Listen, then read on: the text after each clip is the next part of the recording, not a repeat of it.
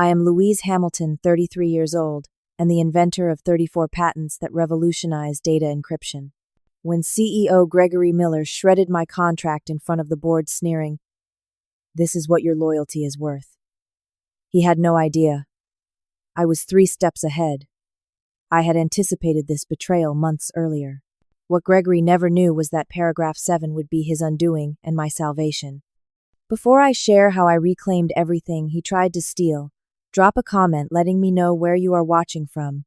Hit that like button and subscribe to join our community of survivors who refuse to be victims. My journey began long before that fateful boardroom confrontation.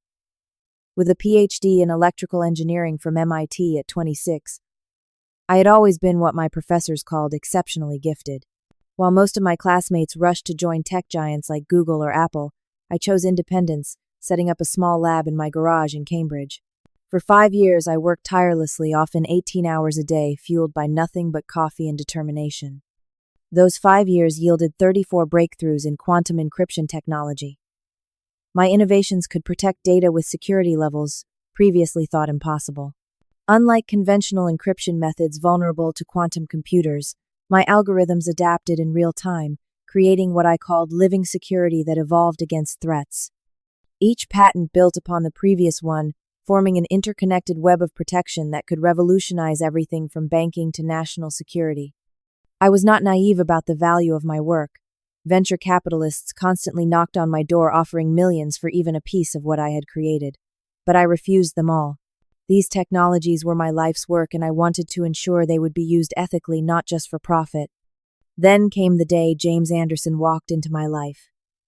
The founder of TechVision, a rising star in the tech world known for ethical innovation. James had a reputation for integrity that preceded him. When my doorbell rang that rainy Tuesday morning, I never expected to find the James Anderson on my doorstep, soaking wet but smiling warmly. "Dr. Hamilton," he said, extending his hand. "I have been following your work for years. May I come in?" Over homemade coffee in my cluttered kitchen, James did not pitch me like the others had. Instead, he listened. For hours, he asked thoughtful questions about my vision, my concerns about data privacy, and my hopes for how my technology could protect people. "Louise," he finally said, "I am not here to buy your patents. I am here to invite you to join TechVision as our Director of Innovation. Bring your patents, lead your own team, and we will provide everything you need to develop them properly. Full creative control remains with you." The offer was tempting, but I remained cautious. Why would I give up my independence? James smiled. "Because with TechVision's resources you could accomplish in 1 year what might take 10 on your own. And because I believe the world needs your technology sooner rather than later." After weeks of consideration and thorough due diligence, I agreed to meet with TechVision's legal team. The contract they presented was generous, a substantial salary, a dedicated team of 20 engineers, state-of-the-art labs, and most importantly, special provisions protecting my intellectual property. James personally added paragraph 7, which stated that in case of any breach of contract by TechVision, all patents would revert entirely to me as the original inventor. "This is unusual in corporate contracts," the company lawyer admitted. "It is non-negotiable," James replied firmly. "Louise's genius deserves this protection." The day I signed that contract was filled with hope and excitement. We celebrated with champagne in TechVision's gleaming headquarters in Boston, and I remember James raising his glass to changing the world the right way. My first months at TechVision exceeded all expectations. I was given a corner office with floor-to-ceiling windows overlooking the Charles River. A team of brilliant engineers who respected my leadership and resources beyond anything I could have provided myself. My main lab was 3,000 square feet of cutting-edge equipment, and any component I requested arrived within days. I quickly bonded with several colleagues who became true friends.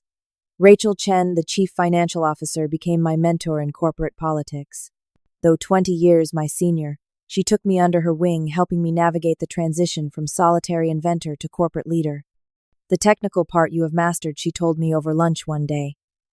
"Now you need to learn the human element of business." Benjamin Wright, TechVision's senior hardware engineer, became my technical sounding board. With his background in quantum physics, he could follow my theoretical leaps and provide practical implementation advice. We often worked late into the night, bouncing ideas off each other and improving the initial designs.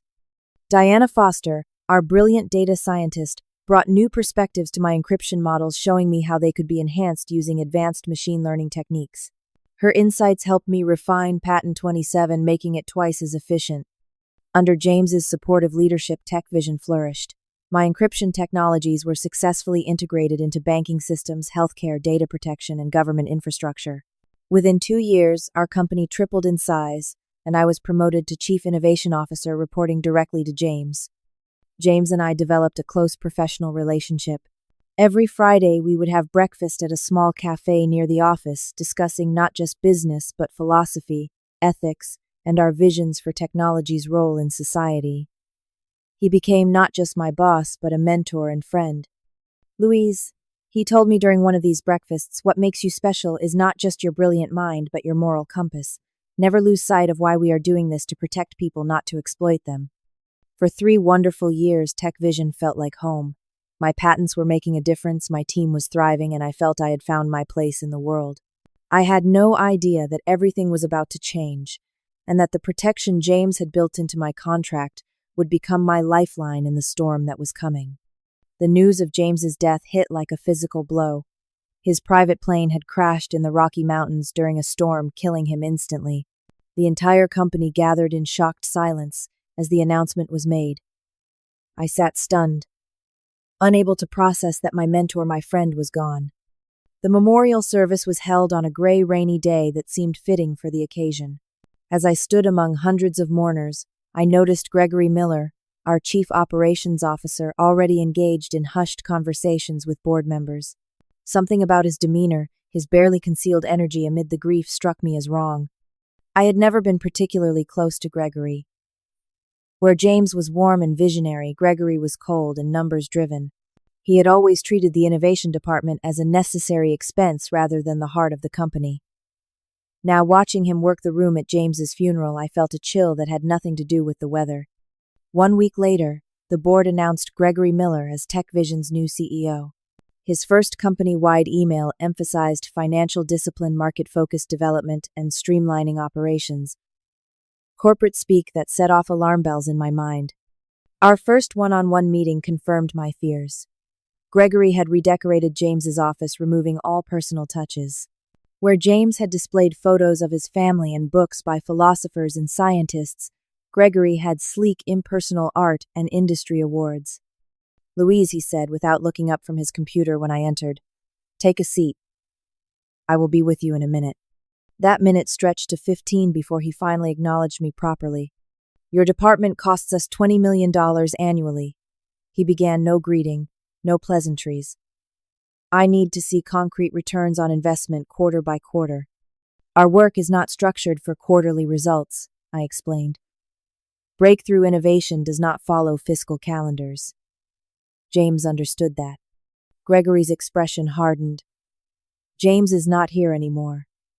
This is a business, not a research institution. I expect a detailed plan on my desk by Monday showing how you will cut expenses by 30% while accelerating commercialization." When I left his office, I found Rachel waiting for me in the hallway. She pulled me into an empty conference room. "Be careful with Gregory," she warned in a low voice. "He has been waiting for this chance for years. James was the only thing standing between him and complete control." "What do you mean?" Rachel glanced at the door. "Gregory never believed in James's ethical approach. He thinks we could be making billions instead of millions if we were less concerned with privacy and more focused on data monetization.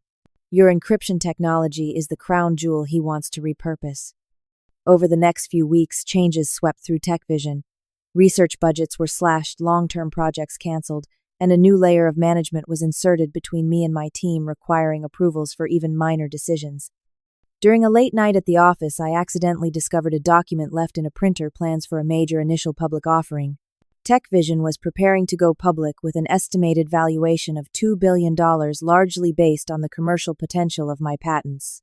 Yet I had not been informed, much less consulted. When I casually mentioned the IPO to Benjamin during lunch, his reaction told me everything. He nearly choked on his sandwich, then looked around nervously. "I am not supposed to know about that," he whispered. "None of us are. How did you find out?" Why would they keep this secret from the innovation department? I asked. Benjamin would not meet my eyes. Gregory has been telling investors that all intellectual property belongs fully to the company. He is positioning your technologies as the main selling point, but downplaying your personal role. That night I pulled out my contract and read it carefully for the first time since signing. James had insisted on including paragraph 7. In the event of any material breach of this agreement by the company, all intellectual property rights, including but not limited to patents developed by the employee prior to or during employment, shall immediately and automatically revert in full to the employee as the original inventor. It was unusual, potentially powerful, but also vague enough that proving a material breach could be challenging. Still, it gave me hope and a potential weapon if things continued to deteriorate. I began documenting everything: emails, meeting notes, changes to my role, and team reductions and resources. I backed up all my research notes and development logs to secure external storage. I started recording conversations when legally permitted and kept detailed journals of verbal instructions and changes. Meanwhile, the atmosphere at TechVision continued to shift. Colleagues who had once been friendly now avoided eye contact in hallways. My team shrank through strategic reassignments. My access to certain servers was restricted for security purposes. One evening, Diana caught me alone in the parking garage. "Louise, I need to tell you something," she said, looking around nervously. "They are having meetings about your patents without you. They are planning to file new applications based on your work but with different names as inventors. Gregory has assembled a legal team to find ways around your original patents while using the core concepts." I thanked her for the warning, but the next day Diana would not acknowledge our conversation. She avoided me entirely, and within a week she requested a transfer to another department. The company I had once loved was becoming unrecognizable. The vision James and I had shared was being systematically dismantled, and I was increasingly isolated, watching helplessly as my life's work was being manipulated for purposes I had never intended. I knew I needed to prepare for the worst. The crack between Gregory's vision and mine was widening into an unbridgeable chasm, and I suspected that sooner or later he would try to push me out entirely. 6 months after Gregory took control, I arrived at work to find my security badge no longer granted access to the main research lab. When I called IT support, they claimed it was a system glitch that would be fixed soon. But when I went to Gregory's office for answers, his assistant informed me he was in meetings all day. That afternoon, an email announced a major development meeting about our encryption technologies, addressed to every senior technical staff member except me. When I showed up anyway, the room fell silent. "Louise," Gregory said with a tight smile, "this is just a preliminary discussion. We did not want to waste your valuable time. As Chief Innovation Officer and the creator of these technologies, I believe my time would be well spent here," I replied, taking a seat. For the next hour, I watched in growing anger as Gregory presented a commercialization strategy that fundamentally misunderstood the purpose of my encryption systems. He spoke of selling user data patterns while still claiming the data was protected, a complete perversion of what the technology was designed to do. When I finally spoke up, pointing out the ethical concerns and technical misrepresentations, Gregory cut me off. "We appreciate your input, Louise, but the strategy has already been approved by the board. This meeting is about implementation, not debate." The following week, I discovered TechVision had filed for 3 new patents based directly on my work, listing Thomas Parker, a recently hired engineer I had barely met, as the primary inventor, with me as a contributing inventor. This was a clear attempt to dilute my ownership and claim corporate control of derivatives of my original work. I immediately requested a meeting with Gregory, who kept me waiting for 3 days before granting me 15 minutes. "These patent applications are based entirely on my intellectual property," I said, placing the documents on his desk. "Thomas Parker has been here for less than 2 months. He could not possibly have developed these independently." Gregory leaned back in his chair. "Parker is working with your basic concepts and significantly improving them. The company owns all work product developed here." "That is not what my contract states," I countered. "Paragraph 7 specifically protects my rights as the original inventor." Something flashed in Gregory's eyes, surprise perhaps that I was invoking this specific clause. Then his expression hardened. "Your contract was negotiated under different leadership with different priorities. The reality now is simple: either you become a team player under the new direction or you should consider other opportunities. The board fully supports my vision. As I left his office, the message was clear: conform or leave. But leaving would mean abandoning my technologies to be misused in ways I had specifically designed them to prevent.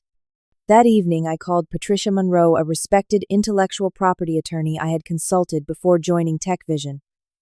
We met at a coffee shop far from the office where I explained the situation and showed her my contract. Patricia studied paragraph 7 carefully. This is unusually strong language for an employee contract. James must have fought hard to include this. She looked up at me. It gives you solid ground to stand on, but enforcing it would mean a difficult legal battle against a well-resourced company. They will claim you are just a disgruntled employee. What should I do? I asked. Document everything. Save emails. Record conversations where legal. Keep development logs, showing the evolution of your work. And most importantly, secure copies of your original research from before you joined TechVision. We need to establish clear continuity from your independent work to these new patent applications. Following her advice, I created a secure timeline of all my innovations, backing up everything to encrypted drives kept off-site. I started forwarding concerning emails to my personal account and maintaining detailed notes of all verbal instructions and changes to my role. Meanwhile, my position at TechVision continued to deteriorate. My office was relocated to a smaller space in the basement, ostensibly because my department was downsizing. Half my remaining team was reassigned to other projects. My budget requests were denied or delayed indefinitely. Benjamin, once my closest ally, began avoiding me. When I finally cornered him in the break room, he looked miserable. "I cannot be seen talking to you, Louise," he whispered. "They are watching who associates with you. People who support you are being pushed out or sidelined. Is that why you are avoiding me, Fear?" The pain in his eyes was answer enough. "I have a family, a mortgage. I cannot afford to lose this job." I understood his position, but the isolation was taking its toll. Each day brought new slights and restrictions. I was excluded from meetings, removed from email threads, and gradually stripped of my responsibilities. Then came the most alarming development yet. During a late night at the office, I overheard Gregory talking with Thomas Parker in what they thought was an empty hallway. "Once the IPO goes through, we can restructure the innovation department completely," Gregory was saying. "Louise will be out, and you will lead the new advanced encryption division with full access to all her previous work." "What about her contract?" Thomas asked. "I heard rumors about some special clause." Gregory laughed dismissively. "Legal is handling that. By the time we are done, she will be lucky if we let her keep her original salary as a severance package." As their voices faded down the hallway, I stood frozen, the full reality of my situation sinking in. This was not just about control or credit anymore. They were planning to push me out entirely and appropriate everything I had built. That night I could barely sleep. The company I had once loved had become my adversary. The technologies I had created to protect people were being weaponized for profit, and I was increasingly alone in my fight to preserve what James and I had believed in. But beneath my anxiety, a determination was hardening. I had not spent years creating these technologies just to see them perverted. I would not go quietly. If Gregory wanted a fight, I would give him one.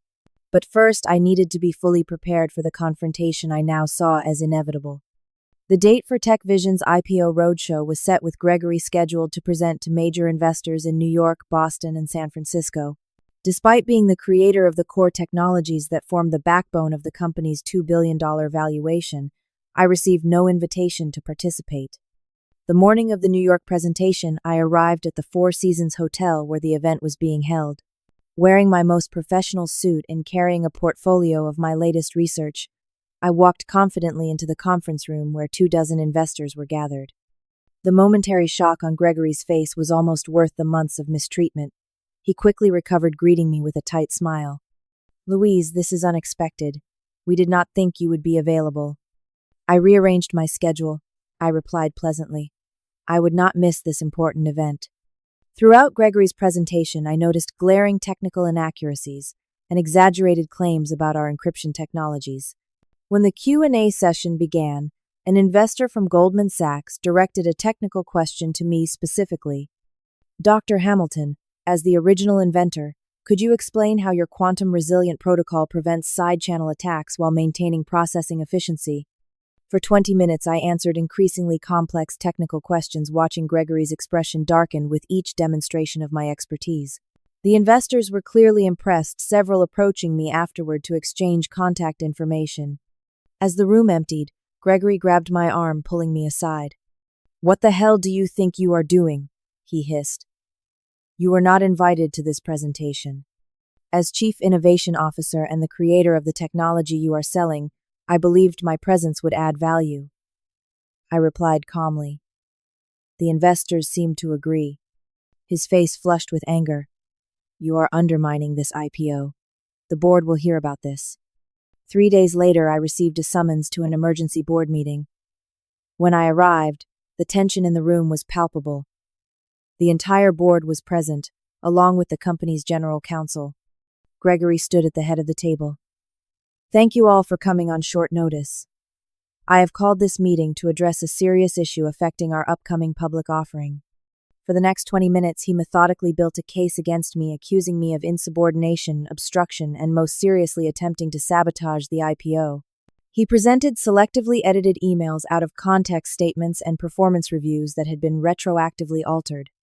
"The innovation department has consistently missed deadlines under Dr. Hamilton's leadership," he claimed. "Her refusal to align with company strategy has cost us millions in potential revenue." I watched the board members' faces, trying to gauge their reactions. Most avoided eye contact. Only Margaret Wilson, the longest-serving member and a close friend of James, seemed skeptical of Gregory's claims. When Gregory finally allowed me to speak, I calmly presented the facts, the consistent success of my department. Until Gregory's interference, the unauthorized patent applications, listing others as inventors of my work, and the systematic effort to push me out of decisions regarding my own technologies. "These are serious allegations, Dr. Hamilton," said Harold Fleming, the board chairman. "Do you have evidence to support them?" Before I could answer, Gregory interrupted. "This is exactly the kind of baseless accusation I am talking about. Dr. Hamilton cannot accept that she is part of a team, that her work belongs to this company. My contract specifically states otherwise," I countered. "Paragraph 7 clearly protects my rights as the original inventor." Gregory's laugh was cold. "Your contract." He walked over to his briefcase and pulled out what I recognized as my employment agreement. This contract was overly generous, negotiated by James when the company was in a different position. Times have changed. What happened next seemed to unfold in slow motion. Gregory held up my contract for all to see, then deliberately tore it in half. Not stopping there, he continued ripping it into smaller pieces, the sound of tearing paper echoing in the silent room. "This," he said, letting the pieces fall to the table, "is what your loyalty is worth to me. The board has unanimously voted to terminate your employment, effective immediately." The shock hit me like a physical blow. I looked around the table, seeing discomfort but no disagreement on most faces. Only Margaret seemed genuinely distressed, her hand covering her mouth. "You cannot do this," I said, my voice surprisingly steady despite my racing heart. "That contract is legally binding, regardless of whether you destroy a copy." Gregory smiled coldly. "Security will escort you to clear out your office. All company devices must be surrendered before you leave the building. Any attempt to access or remove company intellectual property will result in criminal charges." As 2 security guards appeared at the door, the humiliation burned through me. Years of work, dedication, and innovation reduced to this moment of public degradation. I gathered my personal belongings with as much dignity as I could muster. As I was being escorted out, Rachel passed me in the hallway. Though she could not speak freely with the guards present, she whispered, "Call me tonight. I can help." Walking out of TechVision's glass doors for what might be the last time carrying a small box of personal items, I felt a complex mixture of emotions: rage, heartbreak, betrayal, and beneath it all, a steely determination. Gregory thought he had won. He thought tearing up a piece of paper could negate my rights and my work. He was about to learn how wrong he was. The moment I reached my car, I called Patricia Monroe. My hands were shaking so badly I could barely hold the phone. "They fired me," I said when she answered. Gregory tore up my contract in front of the entire board, said it was worthless. Patricia's response was immediate and calm.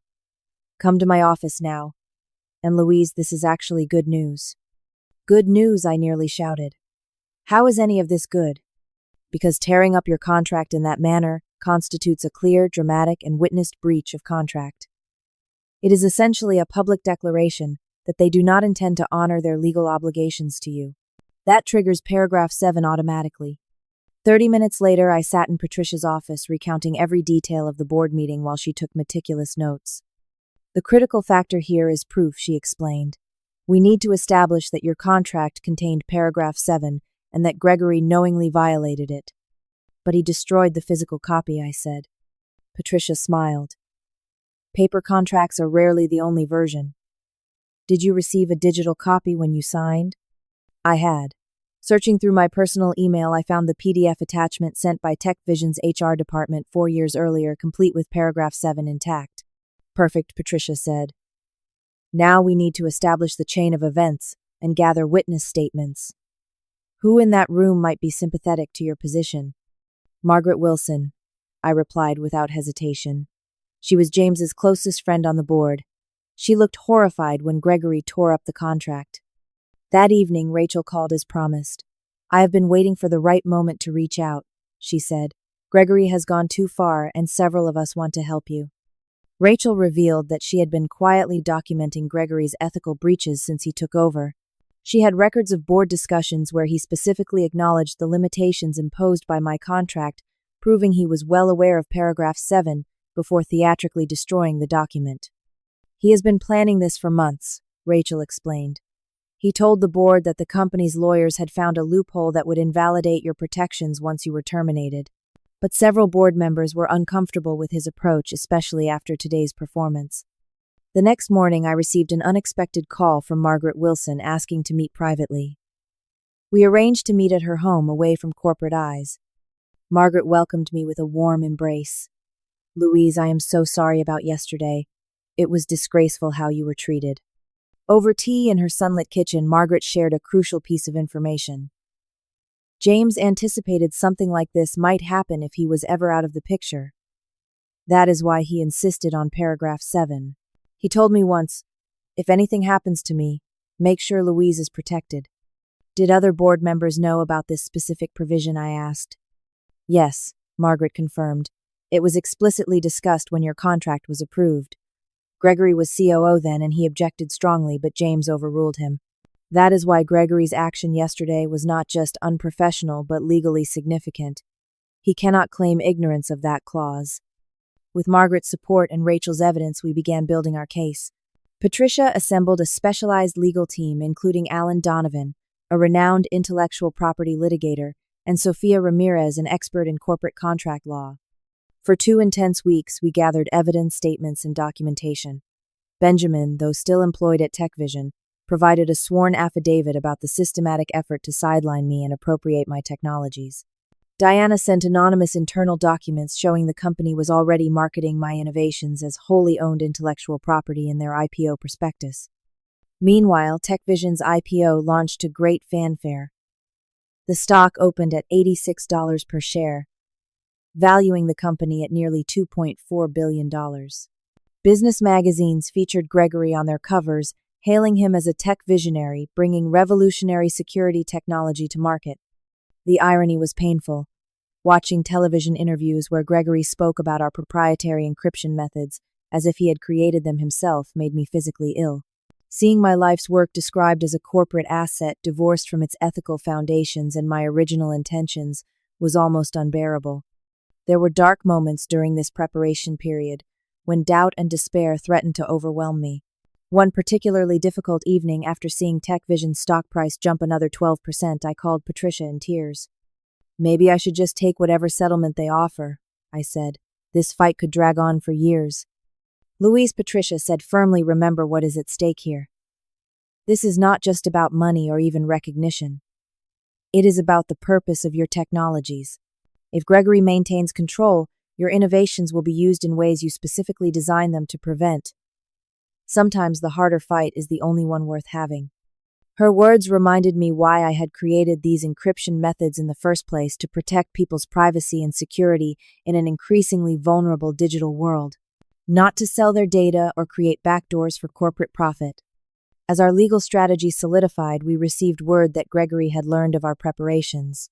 Through intermediaries, he offered a settlement $5 million in exchange for my silence and full relinquishment of any claims to the patents. Patricia brought the offer to me. "This is actually good news," she explained. "It means they are worried, but it is also a trap. Accepting any money would implicitly recognize their ownership of the intellectual property." I rejected the offer without hesitation. 2 days before we planned to file our lawsuit, Margaret called with an urgent update. "The board is having an emergency meeting tomorrow about your situation. Gregory has convinced most members that fighting you in court would be cheaper than complying with paragraph 7, even if they lose."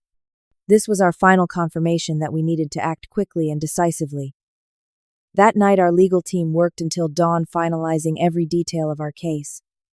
We were not just filing a wrongful termination lawsuit. We were invoking paragraph 7 to reclaim full ownership of all 34 patents. The next morning, as TechVision's board gathered to discuss strategies against me, we were already on our way to the courthouse. The battle I had never wanted but could not avoid was about to begin. The filing of our lawsuit made headlines across the technology sector. TechVision IPO, threatened by founder's patent claim. The company's stock dropped 11% in a single day, erasing over $200 million in market value. Gregory's response was swift and aggressive. TechVision issued a press release dismissing my claims as the desperate actions of a disgruntled former employee unable to adapt to corporate growth. Their legal team filed a countersuit accusing me of theft of corporate secrets and breach of confidentiality. 4 days after our filing, I received a call from Gregory himself, the first direct contact since my termination. "Louise," he said, his voice artificially pleasant, "this conflict benefits neither of us. I am prepared to offer you $10 million and a consulting position to resolve this amicably." "This was never about money, Gregory," I replied. "It is about honoring agreements and the ethical use of technology." His tone instantly hardened. "Then prepare for a long and painful fight. We have resources you cannot match, and I will personally ensure you never work in this industry again." The first preliminary hearing was scheduled for the following week. TechVision arrived with a team of 8 attorneys from one of Boston's most prestigious law firms. Their strategy became immediately clear: delay, obfuscate, and outspend us. Their lead attorney, Marcus Jenkins, argued that my contract had been superseded by subsequent company policies, that paragraph 7 was unenforceable due to vagueness, and that I had waived my rights through various actions during my employment. When it was our turn, Patricia stood and simply presented the digital copy of my original contract, certified as authentic by a digital forensic expert. She then played an audio recording from the board meeting where Gregory had explicitly acknowledged the contract before destroying it. "Your Honor," Patricia concluded. Paragraph 7 states clearly, "In the event of any material breach of this agreement by the company, all intellectual property rights, including, but not limited to, patents developed by the employee prior to or during employment, shall immediately and automatically revert in full to the employee as the original inventor." Mr. Miller's actions constitute perhaps the most explicit breach of contract imaginable. The judge set a trial date for 3 months later, denying TechVision's motion to dismiss and ordering the company not to take any actions regarding the disputed patents until the case was resolved. Outside, the courthouse reporters gathered around us. Patricia advised me to limit my comments, but I felt it important to clarify my position. "This case is not about financial compensation," I told them. "It is about upholding the ethical foundations upon which these technologies were built. My encryption systems were designed to protect privacy, not exploit it." As the trial date approached, both sides engaged in intense discovery. TechVision's lawyers demanded thousands of documents, emails, and notes from my time at the company, hoping to find anything they could use against me. Our team countered by deposing board members, executives, and employees about Gregory's actions and the company's knowledge of my contract terms. Margaret Wilson's deposition proved particularly damaging to TechVision's case.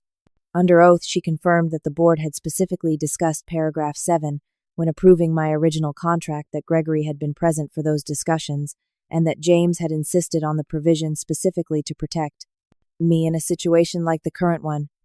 2 weeks before the trial, we received a breakthrough from an unexpected source.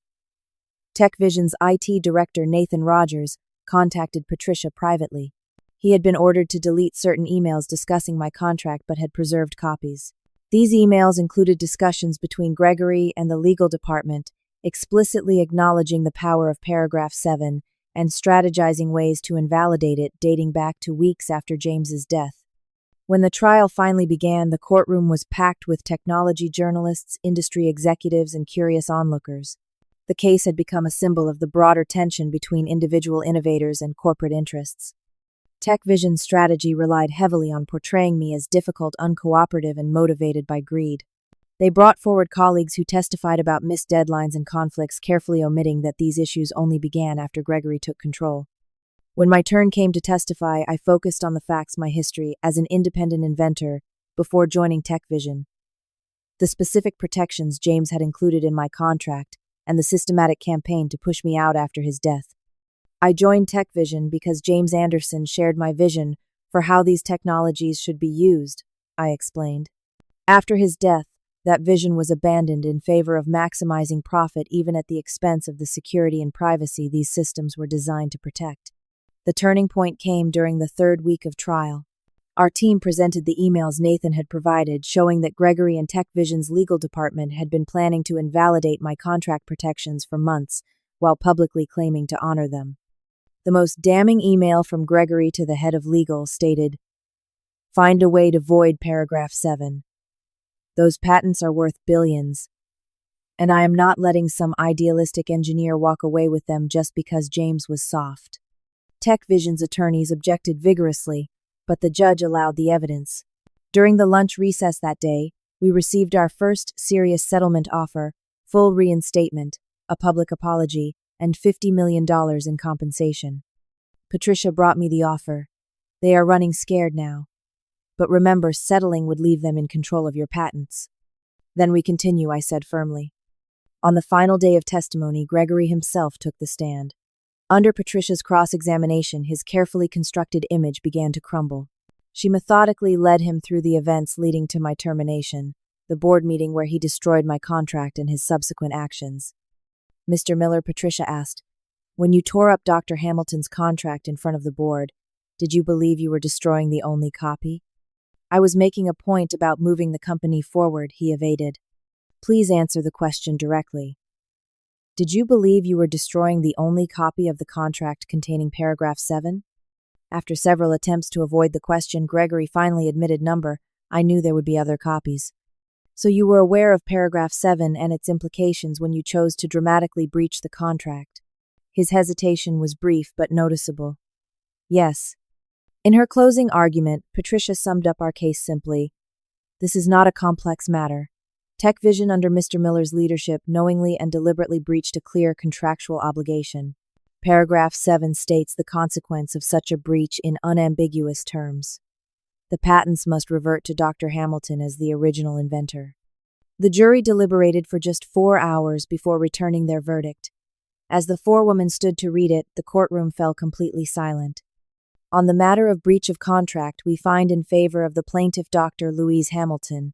On the matter of intellectual property rights, we find that pursuant to paragraph 7 of the employment agreement, all 34 patents shall revert in full to Dr. Hamilton as the original inventor. The courtroom erupted. I sat in stunned silence as Patricia hugged me, tears in her eyes. After months of fighting, after all the doubt and fear we had won, my technologies were mine again. Outside, the courthouse reporters shouted questions as we emerged. TechVision's stock was already plummeting after hours trading as the news spread. The company that had valued itself at over $2 billion had just lost its core technological assets. Gregory pushed through the crowd, his face contorted with rage. "This is not over, Louise. We will appeal. We will fight this for years if necessary." I looked at him calmly, feeling not triumph, but a strange sort of peace. "It is over, Gregory. You chose this outcome. The moment you decided that contracts and ethics were optional. As he stormed away, I turned to the waiting cameras. Today's verdict is not about winners and losers. It is about upholding the principles upon which innovation should be built: integrity, transparency, and the ethical use of technology. These have always been my guiding values, and they always will be. The aftermath of the verdict sent shockwaves through the technology industry. TechVision stock lost 40% of its value in 1 week. Gregory Miller was forced to resign as CEO, and the board issued a public apology for the company's actions toward me. Margaret Wilson was appointed interim CEO, with a mandate to rebuild the company's reputation and culture. Her first act was to call me. "Louise, I know there is no undoing what happened," she said, "but I am committed to returning TechVision to the company James envisioned. Would you consider working with us again on your own terms, of course?" I appreciated her sincerity, but knew I could not return. Too much had changed. Instead, I proposed a different arrangement. "I am willing to negotiate a licensing agreement for some of the patents," I told her. "Not all of them, and with strict conditions about how they can be used. No data monetization, no backdoors, no compromises on user privacy." Over the next month, our legal teams hammered out a limited licensing arrangement. TechVision would have non-exclusive rights to 12 of the patents for specific applications, with royalties flowing to my newly established foundation for ethical technology development. The remaining 22 patents I would keep for my next venture. With the legal battles behind me, I rented a small office in Cambridge and began planning my next steps. Rachel, who had resigned from TechVision after the trial, was the first person I called. "I am starting a new company," I told her. "One built from the ground up on the principles James and I believed in. Would you join me?" Rachel did not hesitate. "I have been waiting for your call." We named the company InnovateTech, with a mission statement explicitly prioritizing ethical innovation over profit maximization. Our business model would be based on providing genuinely secure encryption services without the data harvesting that had become standard in the industry. Starting over was not easy. Despite the vindication of the verdict, many potential investors were wary of the controversies surrounding me. Some worried about further legal complications, others simply preferred less principled but more profitable ventures. But gradually, we built a team of like-minded technologists committed to our vision. Benjamin was one of the first to join after leaving TechVision. Diana followed soon after. To my surprise, Nathan Rogers, the IT director whose evidence had been crucial in the trial, also asked to join our team. "I watched what happened to you," he told me during his interview. "It made me realize I need to work somewhere where I can be proud of what we are building." The emotional journey was as challenging as the professional one. For months after the trial, I struggled with lingering anger and betrayal. I would wake in the night reliving the humiliation of that boardroom confrontation, the sight of my contract being torn to pieces, the cold determination in Gregory's eyes. Working with a therapist helped me process these feelings. Slowly, I began to see that holding on to the anger was only allowing Gregory to continue harming me long after the battle was over. "Your victory is not just legal," my therapist reminded me. "It is also in moving forward unburdened by bitterness." 18 months after founding InnovateTech, we launched our first major product, a communications platform with encryption so secure that even we could not access user data. Unlike competitors who claimed privacy, while secretly harvesting information, our business model relied solely on subscription fees, with complete transparency about our operations. The tech press was initially skeptical. "Can a company survive without exploiting user data?" one headline asked. But privacy-conscious users, increasingly aware of how their information was being misused, flocked to our platform. Within 6 months, we had over 1 million subscribers. 2 years after the verdict, I received an unexpected visit from Benjamin and Diana. They arrived at my office carrying a small package. "We wanted to give you this," Benjamin said, handing me the carefully wrapped box.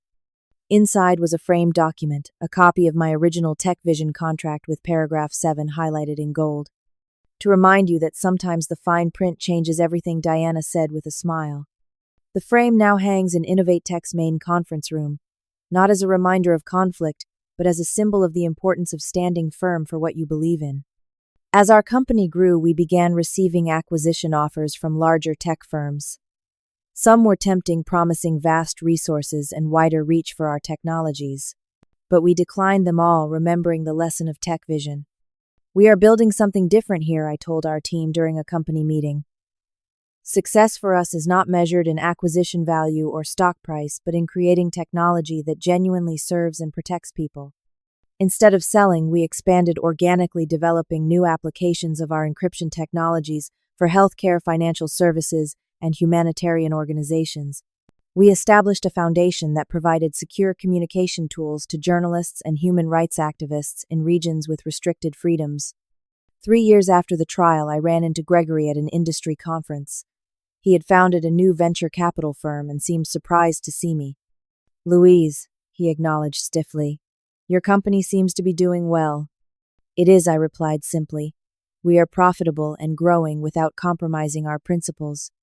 He studied me for a moment. "I underestimated you. I thought without TechVision's resources, your technologies would never reach their potential." "The potential I saw was always different from the one you imagined," I told him. That was the fundamental disconnect between us. As he walked away, I realized I felt no anger toward him anymore, just a quiet certainty that I was exactly where I needed to be doing, exactly what I was meant to do. The most profound lesson from my journey was not about legal clauses or corporate politics. It was about the courage to defend your vision when it would be easier to compromise. About recognizing that true innovation is not just technical but ethical, not just about what can be built but how it should be used. James had seen this from the beginning. That was why he had insisted on paragraph 7 creating a safeguard for the day when his protection was gone. His foresight had given me the tools to reclaim my work, but the determination to use those tools had to come from within. Today, InnovateTech employs over 200 people committed to our vision of technology that serves humanity rather than exploiting it. Our encryption systems protect millions of users worldwide, just as I had originally intended. And every new employee receives a copy of our founding principles with one line highlighted: "We will never sacrifice long-term integrity for short-term gain." Looking back on that terrible day when Gregory tore up my contract, I now see it not as the near destruction of everything I had built, but as the catalyst that forced me to build something better. Sometimes the greatest opportunities emerge from our most painful moments if we have the courage to learn from them and move forward. Have you ever had to stand up for what you believed in, even when it seemed like everything was against you? What gave you the strength to keep fighting? Share your story in the comments below. And if this journey resonated with you, please hit that like button and subscribe to hear more stories of resilience and justice. Remember, sometimes the paragraph that saves you is the one others hope you never read. Thank you for joining me today, and may you always find the courage to protect what matters most.